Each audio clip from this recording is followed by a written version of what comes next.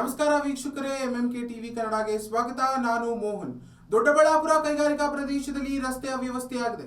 ನಡು ರಸ್ತೆಯಲ್ಲಿ ಸಿಲುಕಿದ ಗೂಡ್ಸ್ ಲಾರಿಗಳು, ಕಳಪೆ ರಸ್ತೆ ಕಾಮಗಾರಿಯಿಂದ ಉಂಟಾದ ಹಳ್ಳಗಳು, ಮಳೆಯಿಂದ ಮತ್ತಷ್ಟು ಹದಗೆಟ್ಟ ರಸ್ತೆ ಸ್ಥಿತಿ, ರಾತ್ರಿ ಹಿಡಿ ಹರಸಾಹಸ ಪಟ್ಟ ಚಾಲಕರು, ಕೈಗಾರಿಕಾ ಪ್ರದೇಶದಲ್ಲಿ ಸಂಚಾರ ಅಸ್ತವ್ಯಸ್ತವಾಗಿದೆ. ಈ ಬಗ್ಗೆ ವಿಶೇಷ ವರದಿಯೊಂದು ಇಲ್ಲಿದೆ. ಬೆಂಗಳೂರು ಗ್ರಾಮಾಂತರ ಜಿಲ್ಲೆಯ ದೊಡ್ಡಬಳ್ಳಾಪುರ ತಾಲೂಕಿನ ಕೈಗಾರಿಕಾ ಪ್ರದೇಶದಲ್ಲಿ ರಸ್ತೆ ಅವ್ಯವಸ್ಥೆ ಗಂಭೀರ ಸ್ವರೂಪ ಪಡೆದಿದೆ.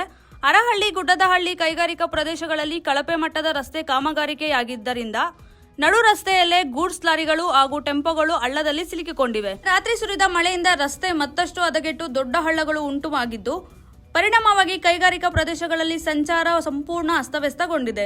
ರಾತ್ರಿ ಇಡೀ ನಿದ್ದೆ ತ್ಯಜಿಸಿ ಚಾಲಕರು ತಮ್ಮ ವಾಹನಗಳನ್ನು ಹಳ್ಳದಿಂದ ಹೊರತೆಗೆಯಲು ಹರಸಾಹಸ ಪಟ್ಟಿದ್ದು, ಅವೈಜ್ಞಾನಿಕ ರಸ್ತೆ ನಿರ್ಮಾಣ ವಿರುದ್ಧ ಚಾಲಕರು ಹಾಗೂ ಸ್ಥಳೀಯರು ತೀವ್ರ ಆಕ್ರೋಶ ವ್ಯಕ್ತಪಡಿಸಿದ್ದು, ತಕ್ಷಣವೇ ರಸ್ತೆ ದುರಸ್ತಿ ಕಾಮಗಾರಿಕೆ ಕೈಗೊಳ್ಳುವಂತೆ ಸಂಬಂಧಪಟ್ಟ ಅಧಿಕಾರಿಗಳಿಗೆ ಒತ್ತಾಯಿಸಿದ್ದಾರೆ.